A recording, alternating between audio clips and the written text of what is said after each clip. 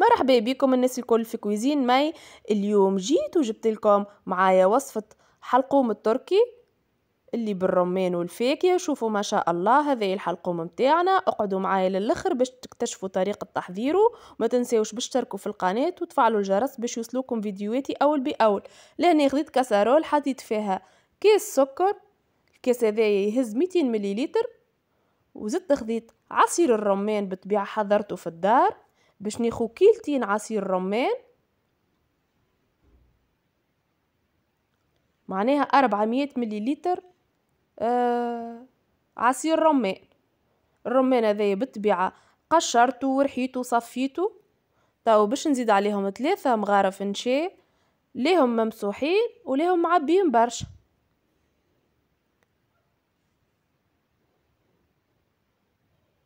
باش نحرك على البارد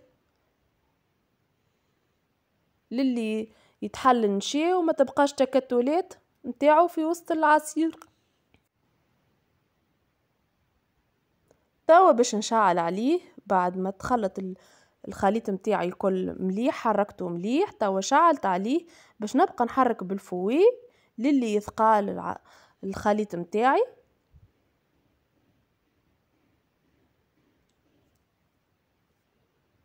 على نار متوسطة بالطبيعة.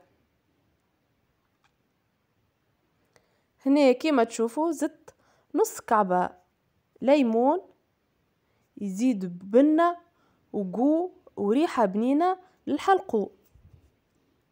كامل نحرك كيف العادة. كيما تشوفوا لهنا الحلقوم بدا يثقال.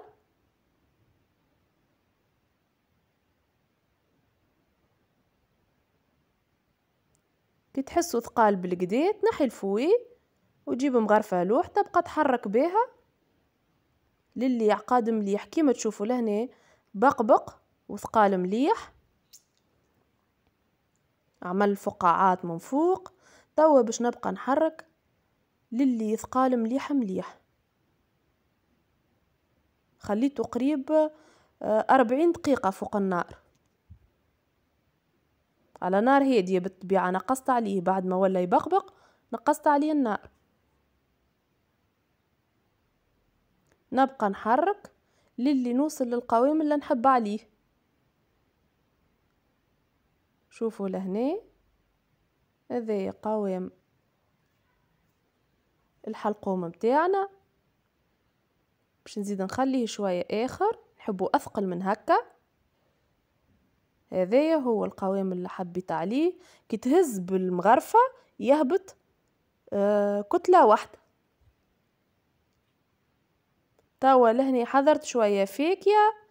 فاكهة اختيارية، تنجم تعملوا بلاش فاكهة جملة، تنجم تحط نوع واحد، كل قدير وقدره.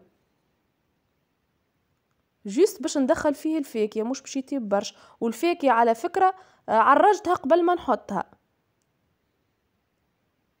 طفيت عليه. كيما تشوفوا لهنا حضرت بابي سيلوفان على البلان دي ترافاي وبابي كويسون في وسط. توا باش نحطو، نجمو تحطوه في قوالب نتوما، راه مش بالضروري لازم تعملو كيف. نجم تحطو في مول وحدة ومن بعد تقصو. باش نحطو بالطريقة هذه في وسط البابي كويسون.